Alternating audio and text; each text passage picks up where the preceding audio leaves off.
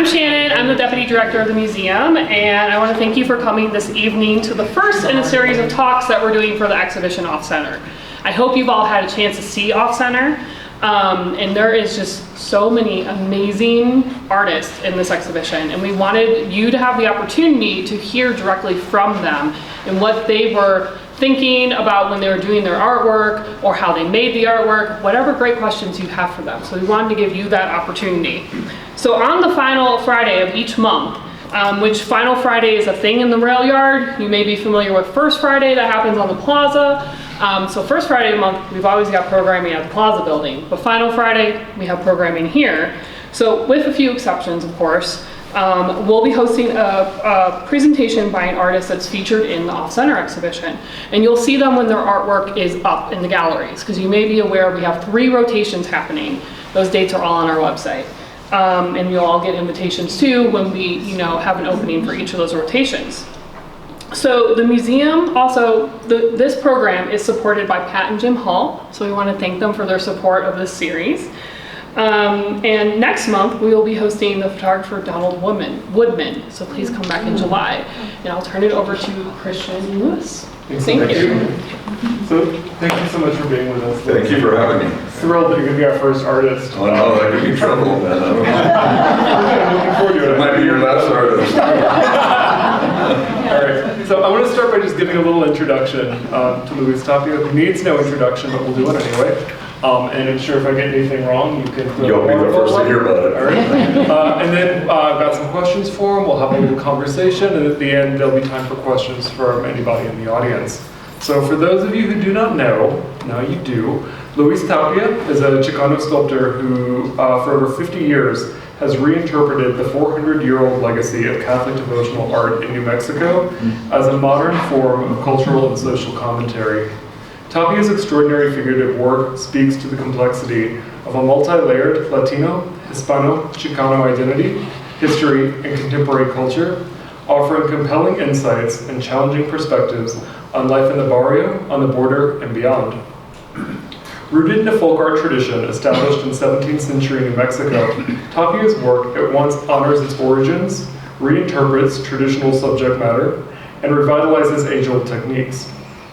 Setting his subjects in innovative, spatial, and conceptual environments, Tapia illuminates the social, political, and religious issues of yesterday and today, and the joy and humor of everyday life.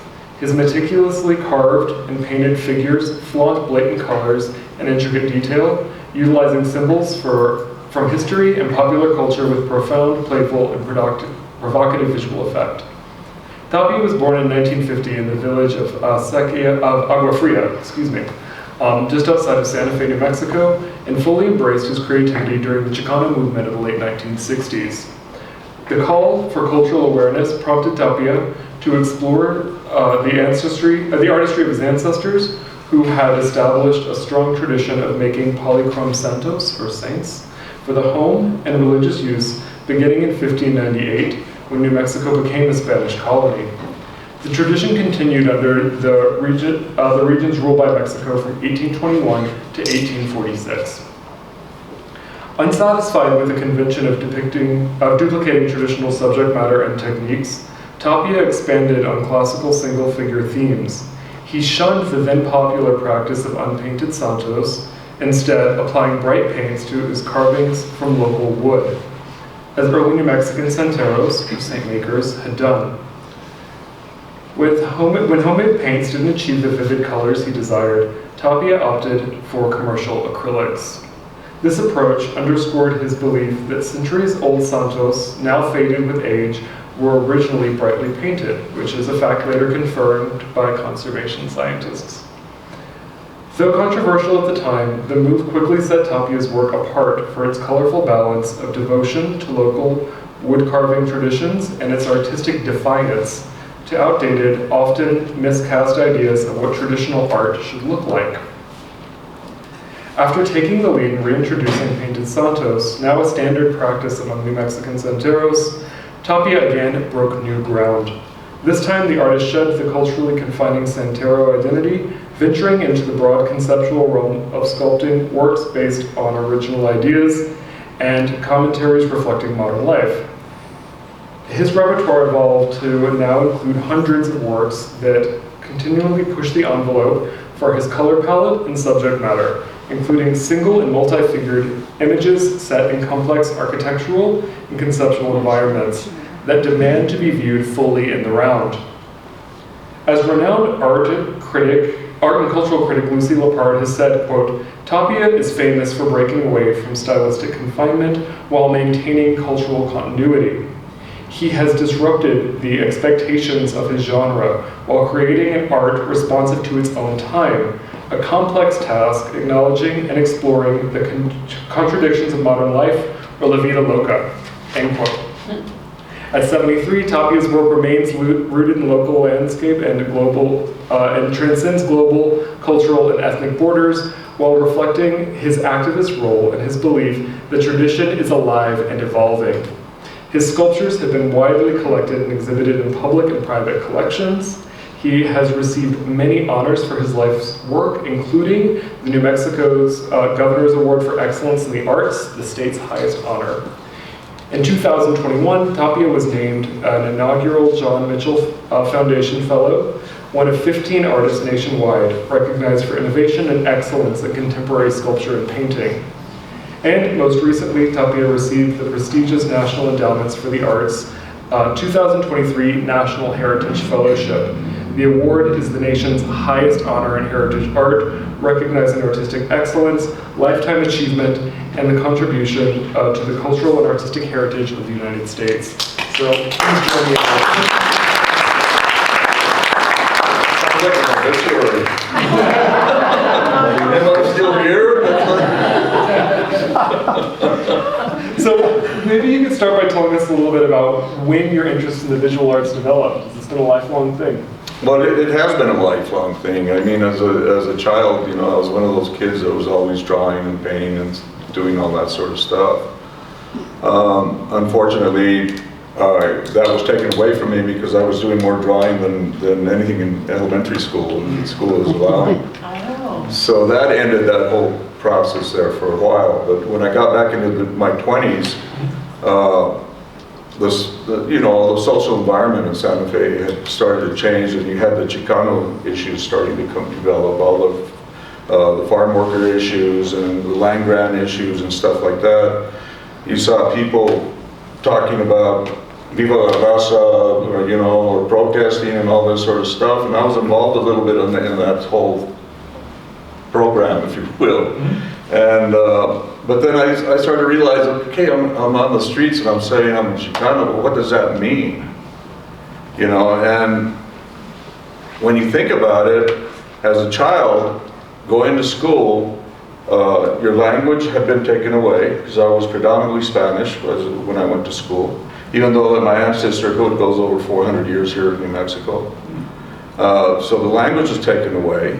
The education of the Hispanic people had been taken away. And so we were sort of like in the same boat as the Native American. The Native Americans were being put into boarding schools, and there was like this cultural cleansing that the government was trying to do in this area. So with that, I didn't have no knowledge, even though I was living a Hispanic life with my grandma taking me to church every day or every other day or Sundays, and not knowing what all this richness was around me. I didn't know that we did art. I didn't know that we carved. I didn't know any of that sort of stuff. So I had to re-educate myself into my own culture. And that's when I realized that there was the Santo makers and so on and so forth going on. And so I tried my hand at it as a hobby. And, people would say, well, that's pretty nice, oh, take it, go ahead, take it, And then after a while, it was like, well, that's too many takings, So you start to add it up a little bit, and then little by little, it just started to progress, and I found Spanish market, and we took off from there. All right, so you talk a little bit about this process of needing to re-educate yourself. What was that process like? How would you describe your training as an artist? Well, you realize when you had that brain moment when you were in church and you started to really look at the carvings that were around you. And you realized we made that. I didn't have no idea about that sort of stuff. There wasn't people carving in Agua Fria. I'm from Agua Fria village, which at that time was an actual village. It wasn't Agua Fria street. So then I started to push more. And as I started to carve, friends or family members would ask me, well, why don't you fix this piece? Something would break. So, so then I started, all of a sudden, I would be fixing a historical santo. And I started to realize there's more to this than meets the eye. And I got the feeling through my hands about this whole thing. And I went into Spanish market, and I was in Spanish market for about 5 years until I got thrown out. But during that 5-year period, I was taken in by Alan Vetter, who was the state conservator at that time. And he allowed me to go at folk art, and I could go into the basement and go study all the pieces that were down there. So that was all of my development. It was a self-taught development that happened at that time. Yeah, but it was really kind of led by these original objects. Exactly. That's my foundation. That's my solid foundation. And I continued my work even today is based on that foundation. That's one thing that I have not altered at all. That must have been a really powerful experience early on to have one of these historic objects put in your hands and you're responsible for bringing it back to life. Right. And it still works. Yeah. Because I do still do a little bit of restoration. And I will do it because of that fact.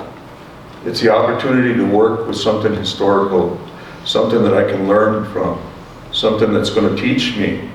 It's not that I'm just fixing it, it's teaching me. And that's gone into the work that I do today. That's fantastic. And I would imagine very stressful, the first few times at least. Well, you screw up a lot. It's like the first 2 years of carving, your stitches and bandages, right? So can you talk about the influence that New Mexico and the art history of this place has had on you? I mean, we're kind of I think we just already did that. But after I got my foothold, and we're still talking that, in the 60s, Spanish market, I'd gotten thrown out. I had to develop my own way. The galleries in Santa Fe weren't supportive of Hispanic art. I think there was only 2 galleries in Santa Fe at that time that would carry traditional Santo work, and that was Streets of Taos, I believe. Some of you might remember them. And then across the Fonda had there was another gallery there, and they carried Applegate. Applegate was an artist, but he was faking New Mexico Santos and selling them out of this gallery.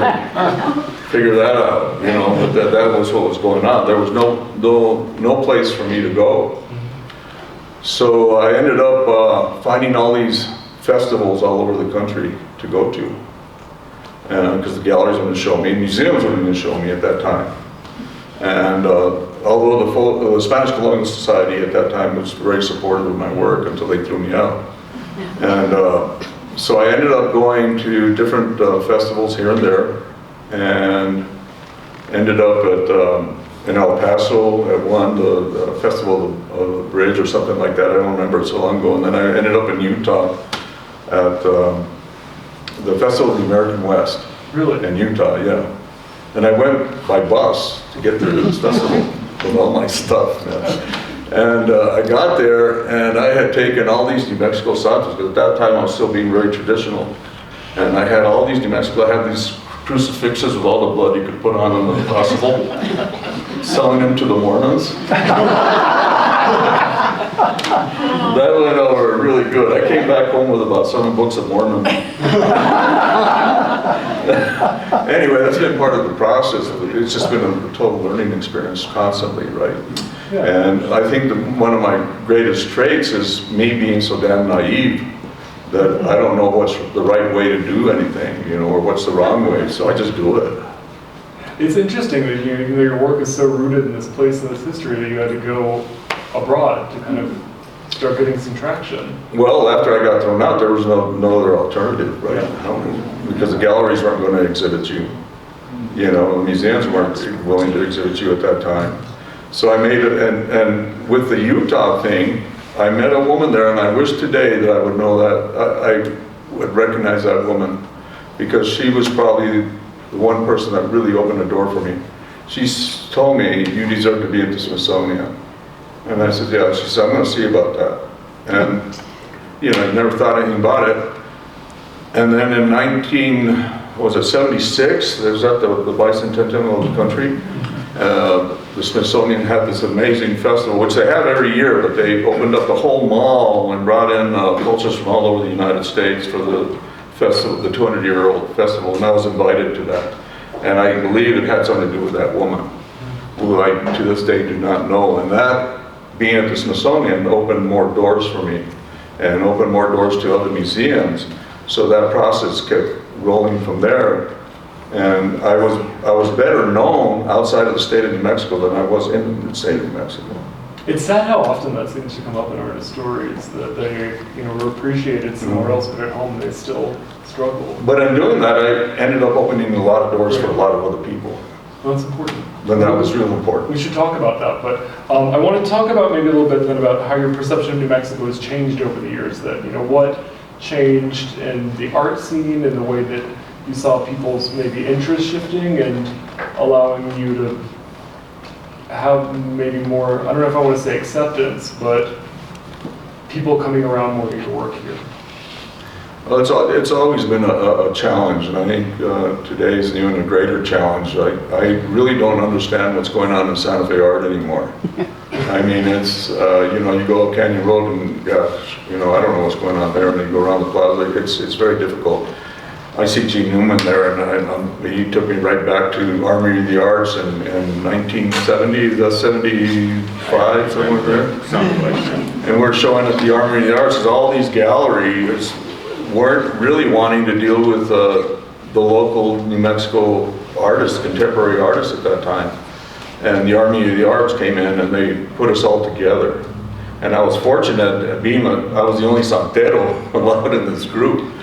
And I don't know if that's because most of these guys were in the bars and I was with them. And we got to know each other rather well.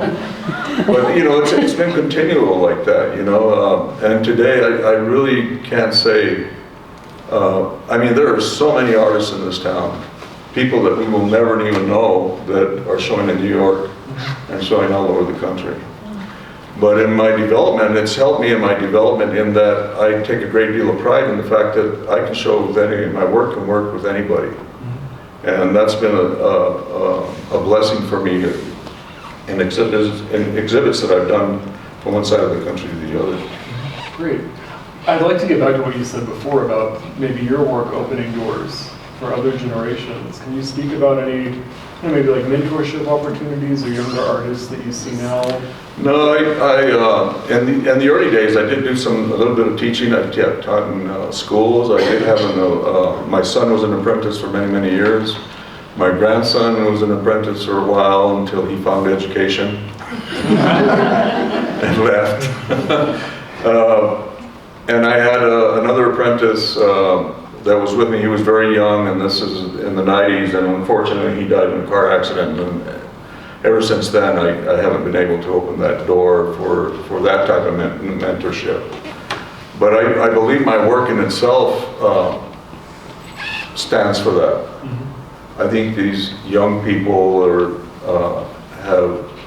they might not know who Luis Tapia is, but if they look at my work, I think it gets them involved in their culture and the want to do art, mm-hmm. and to explore art in a different form. Because even when I was in Spanish Market, you know, I think I helped Spanish Market incredibly because of the paints, the whole thing. When I was in there, I was only there for about 5 years. There was only like 30 of us, and that was everybody. That was tin workers, that was weavers and quocha people and carvers. And when I started with the paint, the next year there was more people. And then the next year there was more people. And today, as you all know, Spanish Market has hundreds of artists. And I believe that was my beginnings that allowed this to open up to other people and re-educate my own culture. Mm-hmm. I'm helping to re-educate my own culture just like I had to be re-educated. So as far as the direction that maybe some of these younger artists who are working to bring new perspectives to traditional Santero artwork, Do you think that, do you see New Mexico as being now completely accepting of that? Do you still see some challenges? Is that story kind of where you think it should be?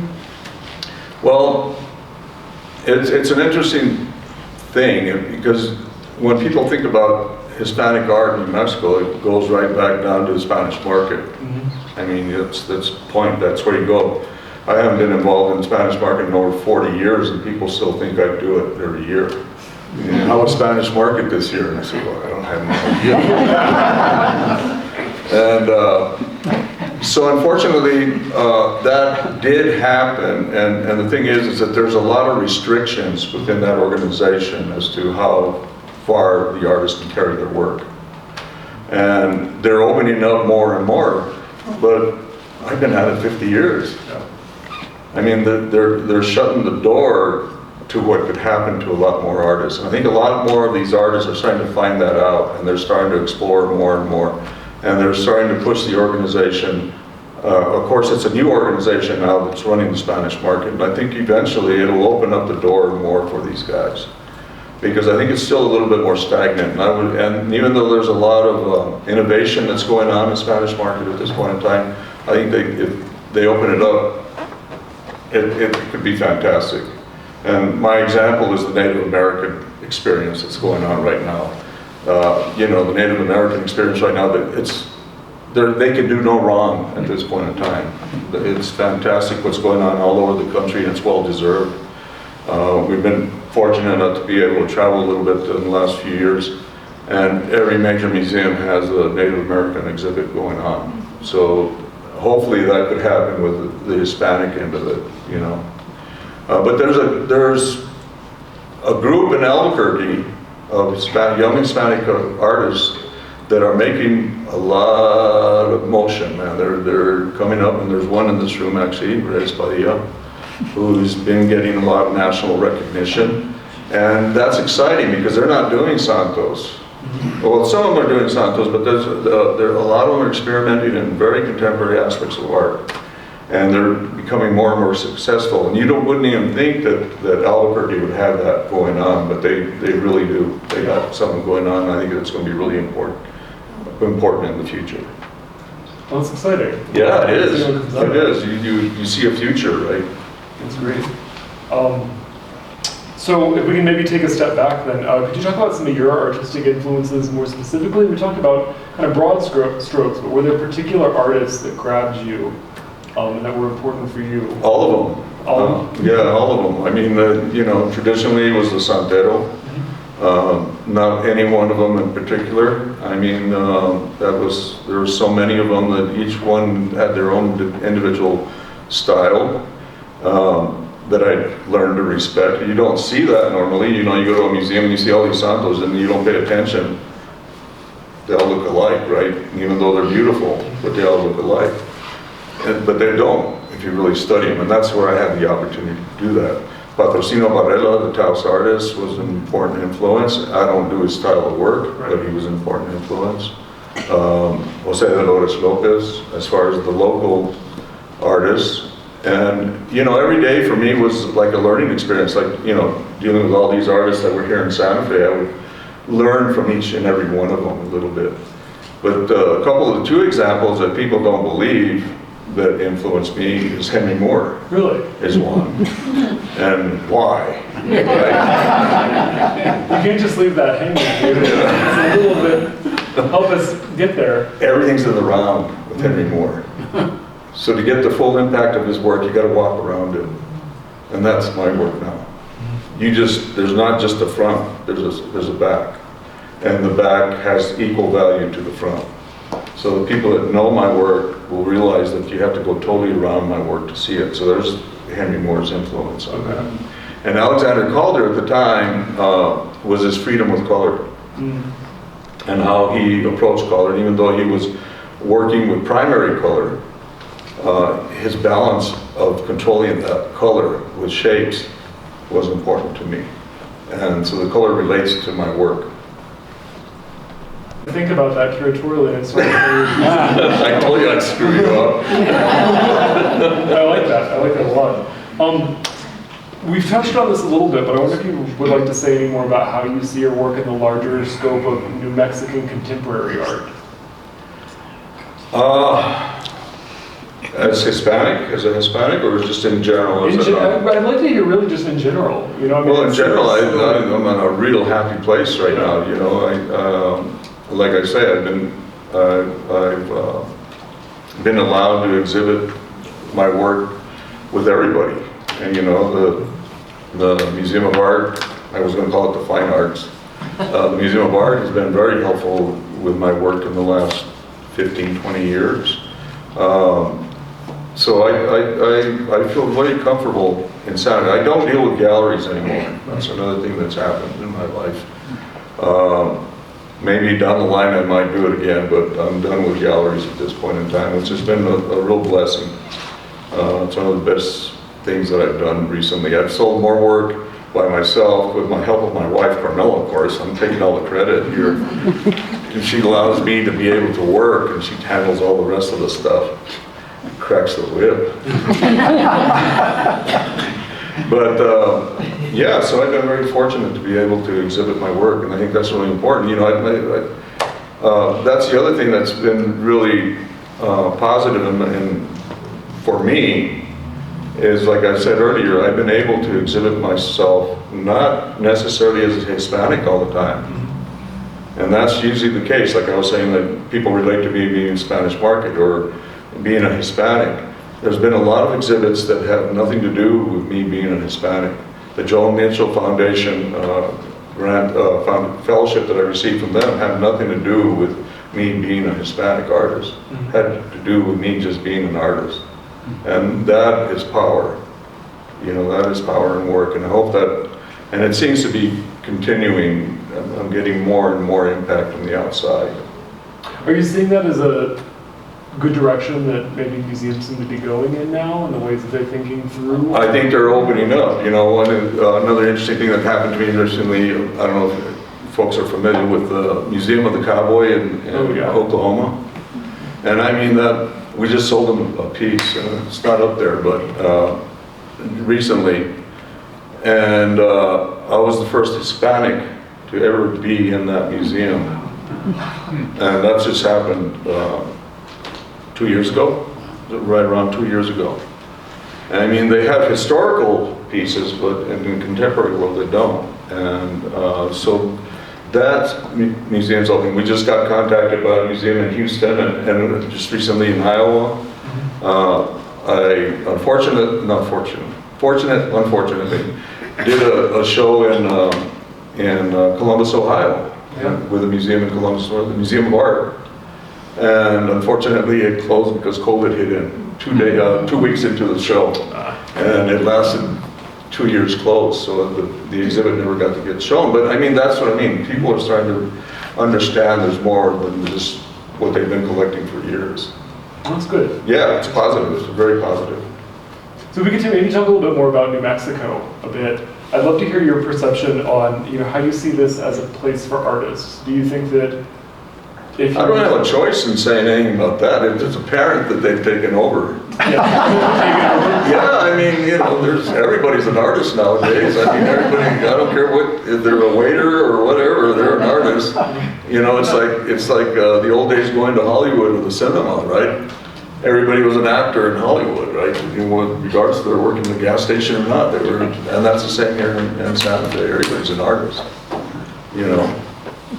And look at all the galleries that we have here per capita. That's pretty amazing, you know. I don't know how they survive. I really don't, but apparently they're doing well. That'd be a good conversation for another time. Yeah. Yeah, okay, great. Can we talk a little bit about what you see as some of your most iconic works over the course All of them. All of them? I mean, narrow it down a little bit. Every single one of them, you know. Every single one. Every single one of my pieces, there's a relationship. And it's a relationship that starts from the very beginning of creating the piece. So it's not even creating the piece, really. I may have like an idea in my head that I want to express in the work. So I start with my material, right? You get your first piece of wood and you start working. And generally I'll start with a head. The head starts. And you start to develop this conversation with this piece of wood. And before you know it, you're asking it, who are you? You know, what do you want to be? You want to have brown eyes, green eyes, blue eyes? Who are you?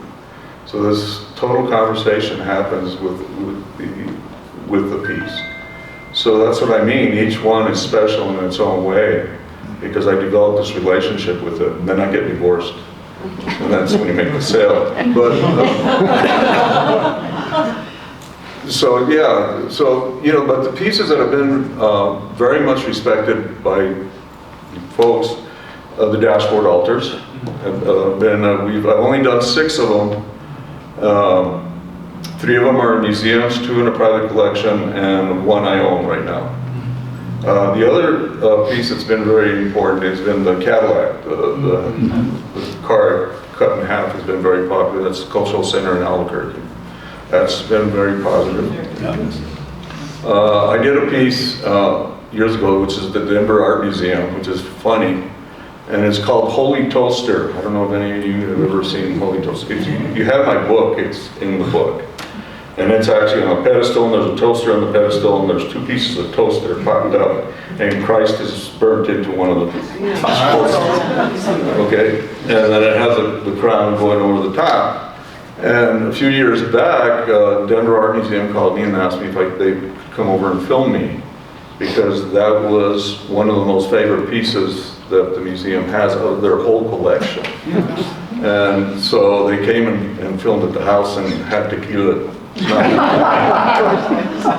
But so yeah, there's pieces like that that stand out for people, and the thing is I don't do any 2 pieces alike, and therefore I don't have very much in commission work because I won't paint it in blue, you know. I do it my way, and there's been a few clients that I have done commissions for, but they have been clients for like 30 years.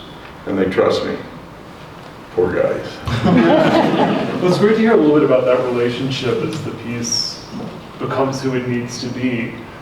Is there anything else, other kind of values that are really at the core of what you're doing that you can talk about with us? Well, yeah, you know, I mean, I have the way that my work sort of turned, when I was doing the Santo, or I was a Santero, say, what I ended up starting to do was I would study the saints.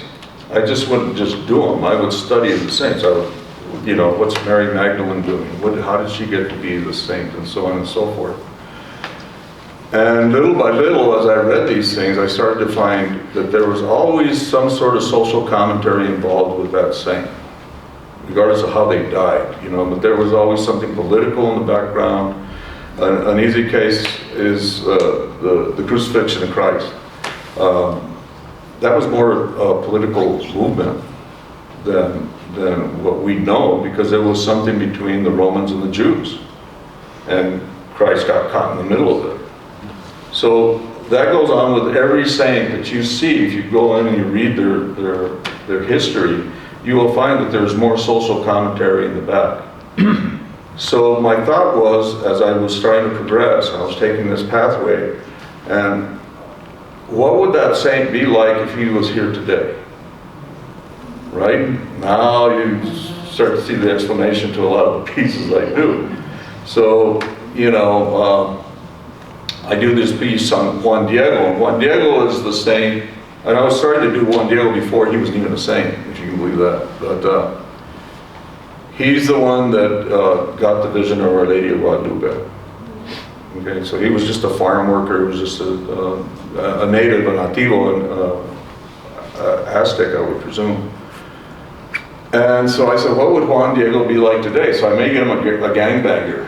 Put the bandana on him and the whole thing, but he was wearing a t-shirt, and the t-shirt had Our Lady of Guadalupe on it. Because Juan Diego had the tilma, you know, where the vision of Our Lady of Guadalupe was presented. So that's how these images started to develop for me. I think I lost myself on that whole thing. I think, this ability to kind of relate to these historic, mythical figures is why they remain so powerful all this time, right? Well, they get a lot of attention, and that's the other thing. I put a lot of other stuff into my work, and that's like being on the round. I don't like specifically to talk about certain images and tell you exactly what's in that image, because I want the viewer to view the piece and study the piece and see what they get out of it.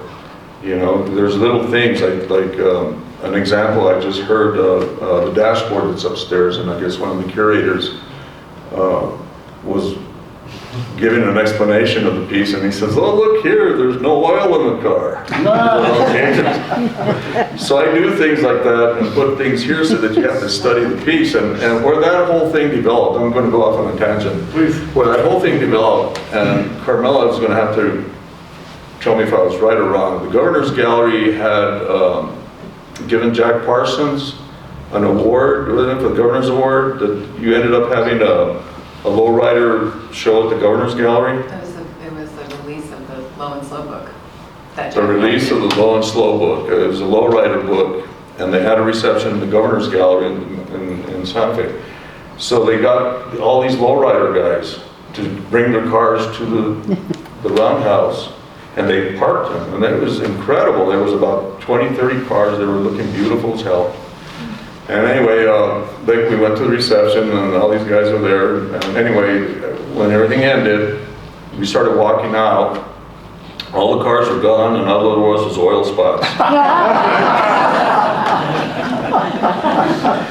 So that gave me the idea when I was doing these dashboards. These cars, they look great, but who knows what's going on.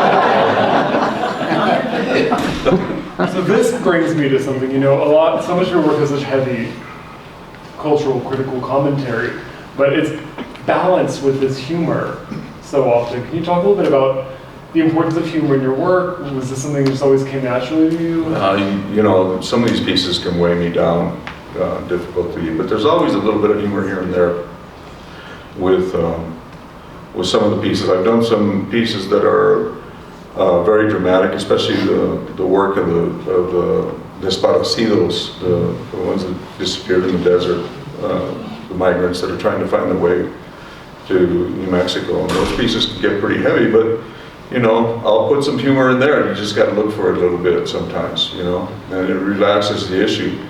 The thing is, with my work, when I do hit that political state, or I start talking of gang banging or things like that, it's not a Hispanic issue, it's all our issues. We all are in the same boat. There's Hispanic gangs, there's white gangs, there's Native American gangs. I mean, every culture has its own gangs. But so when I do my work, it does come from a Hispanic point of view, but it's not just about being Hispanic, it's about all of us. And I try to communicate that with my viewer. I think that breadth and accessibility is part of why so many different people love this work so much. Yeah, it's been very positive for me. We had a show at the Museum of Latin American Art, a one-man show at that museum, and I was really impressed with the opening night because it was jam-packed, and I'm not from there. Even though I have exhibited there, but I wasn't there. But all these people, and so nobody knew me, so I was able to just sneak around in the background. And hear what all the curators were saying. Listen to all the conversations that was going on. And the interesting thing is that, the foundation of all that work is New Mexico Santos. But they related to it, they got it. And a lot of these are first generation, second generation Mexican. So it says a lot for the work, and I think that's what I'm most proud of, that people figure it out. They get a feeling for it, I think that's proven at this point. I hope so. So I'd love to turn it over for questions from anybody in the audience. I think we have some time for that, right, Chris? Yeah? So why did you get booted from Spanish? On everyone's mind. My sense of humor. Well, I started experimenting with the color. And at that time, the Spanish market, they wanted everything to look like what was in the churches, which was, they were 200 years worth of dirt and grime and stuff like that. And so when I realized that the original pieces were very bright when they were made, I started to brighten up the colors, and I got them a little bit on me. And then I started experimenting with the imagery. For instance, I innovated, I brought in Noah's Ark into the picture. And they were upset at that because Noah's Ark was not a traditional Santero piece. So I was pushing images like that, and they finally just told me, either do it our way or you're out of here. And basically, and so I was out of there. And that was one of the best things that ever happened to me. It didn't seem like it at the time, but it really ended up being one of the best things that ever happened to me, because it forced me to go out and search. And it took quite a few years to find myself, sort of, but I got there. So I'm going to follow up a little bit on that. You talked a little bit earlier about maybe we described as naivete or not really knowing. When this happened at Spanish Market, were you deliberately doing this to kind of push their buttons, or was it just because this is the truth and I'm doing it, and then they responded in a way that you didn't do? Well, I was pushing their buttons. Yeah. I mean, because they had all these things that we could do or couldn't do.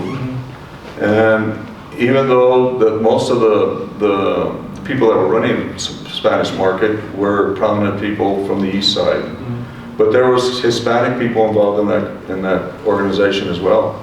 And they all had this view that totally stifled the growth of that artwork, you know. And I, because of my thinking, you know, realized that we needed to open up and let us breathe and express ourselves, because there was no expressing yourself. I mean, how many times can you do St. Francis? And blue, brown, or, you know, and you know, the first one was an expression that you did. After that, they weren't expressions anymore. And I think that's still going on a little bit there. So, but that was part of the whole deal, is I was wanting to make that break. Who else? Surely, yes, ma'am. What is the impetus behind that need to control and keep things as they were? Well, you know, they're afraid of loss of culture, I believe. I think that's what it is. And what is culture if it isn't growth? You know, but I think a lot of the mindset at that specific time, the 60s, was you can't change it. That it's tradition, you got to maintain tradition. Well, what is tradition? Tradition grows just like anything else. You know, it has to grow. You know, or else we'd still be carving with stone axes, right? If we didn't move on. So I think that's part of it. And then a lot of it was control. You know, a lot of these people felt that this is the way it should be, and I'm in the position to control that. So you got to do it my way. You don't know anything about your culture, so I got to teach you what about your culture. That's being quite honest, actually, but that's what it was. When you're working on a piece, do you have, like some authors have multiple stories on their mind that they're kind of working on in the back of their head, and then some get buried and never get told? Do you work on one piece and are you totally truthful and you stay with the one you're with? Or do you have... I fool around a little bit.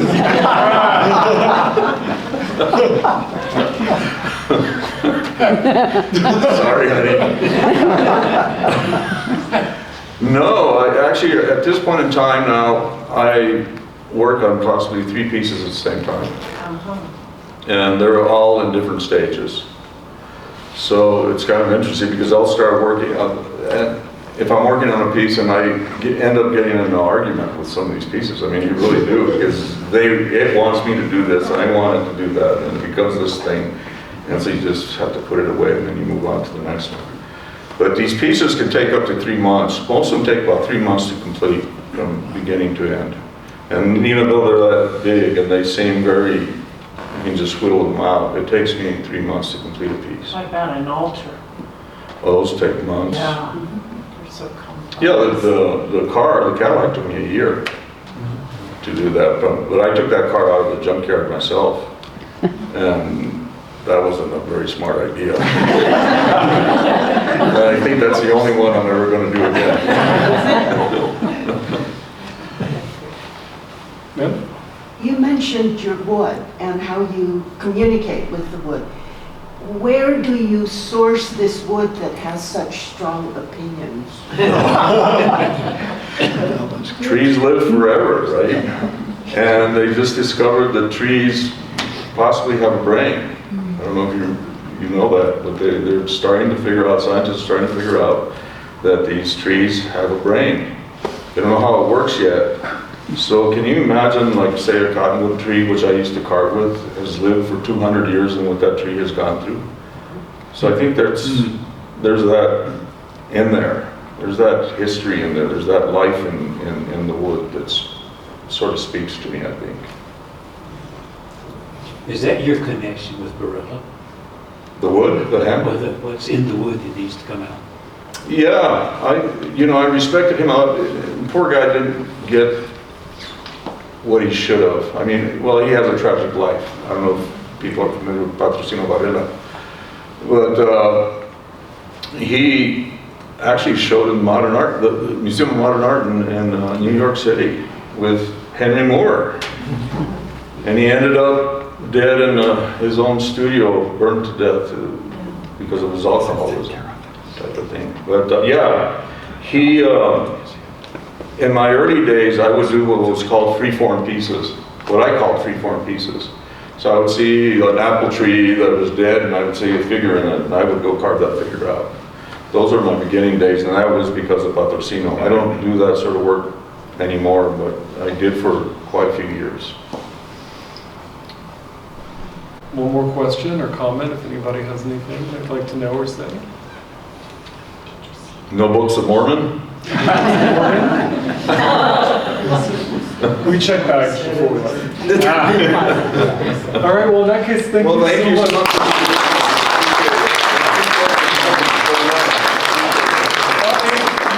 You could all be so kind at some point. Oh, this will come back up. If you'd like to fill out a survey on how you think this program went or any feedback you have, that would be great. And if you're interested in seeing more work, I do have a site, and it's luistapia.com. Okay. And we try to keep it current. We're slagging a little bit right now because of me, but we'll be putting up new images in the site. So please check it out. Thank you. Well, thank you very much. Thank you.